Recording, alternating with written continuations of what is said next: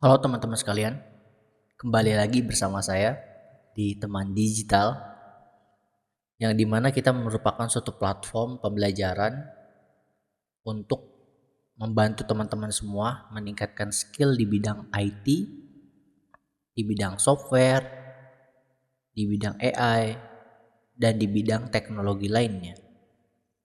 Pada kesempatan kali ini kita akan membahas mengenai sosok daripada pemimpin tertinggi Nvidia yang bernama Jensen Huang. Kenapa sih Nvidia bisa menjadi nomor 8 dengan valuasi terbesar di dunia? Perusahaan yang profitable itu tidak ujuk-ujuk gitu aja menjadi perusahaan yang profitable. Jadi ada yang namanya masa-masa suram, masa-masa perjuangan, bukan suram sih, lebih tepatnya masa-masa struggle lah. Dimana ketika peluncuran NV1, NV2, itu Nvidia justru hampir bangkrut karena peluncuran chip pertamanya. Mengapa demikian? Karena para insinyur Nvidia ketika peluncuran NV1 dan NV2, mereka tidak melihat pasar, mereka tidak melihat market, tapi mereka begitu percaya diri dengan kemampuan mereka, dengan chip yang digadang-gadang sebagai chip nomor 1 di dunia nantinya seperti itu, sehingga alhasil ketika dipasarkan chip mereka tidak kompatibel dengan game-game yang ada pada masa itu, game populer. Sehingga dari situ mendapat suatu pelajaran, jika ingin membuka suatu usaha atau bisnis atau apapun itu, maka pertama-tama kita harus melihat pasarnya dulu, ada nggak nih pasarnya gitu.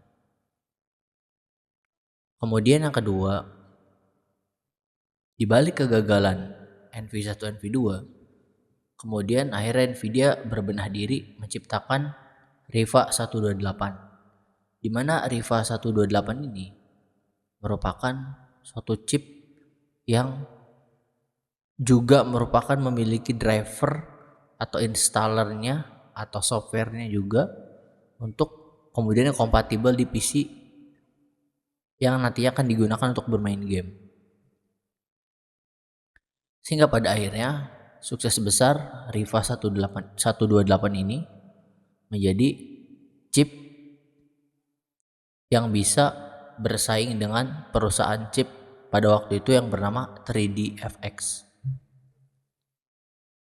Dan pada akhirnya Nvidia pun di akhir cerita itu ia justru mengambil orang-orang dari 3DFX untuk dipekerjakan di Nvidia, karena 3DFX bangkrut sekitar tahun 2002 atau 2001 gitu.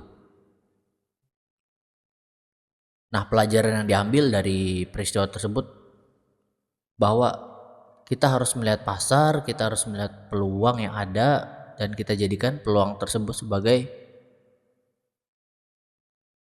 batu loncatan untuk kita mendapatkan pundi-pundi kekayaan.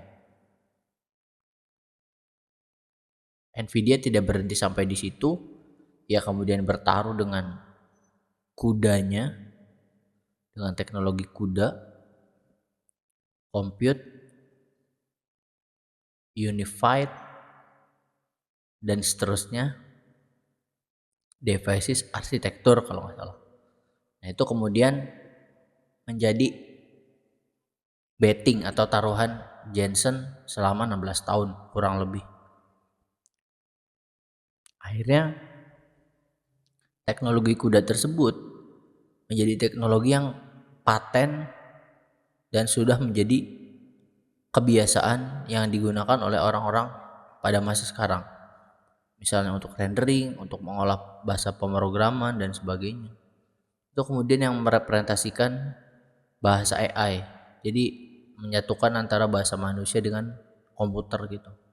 Jadi manusia bisa berkomunikasi dengan komputer itu berkat bantuan kuda tersebut. Teknologi kuda. Mungkin itu aja obrolan pada kesempatan kali ini. Sampai ketemu di obrolan-obrolan berikutnya. Terima kasih.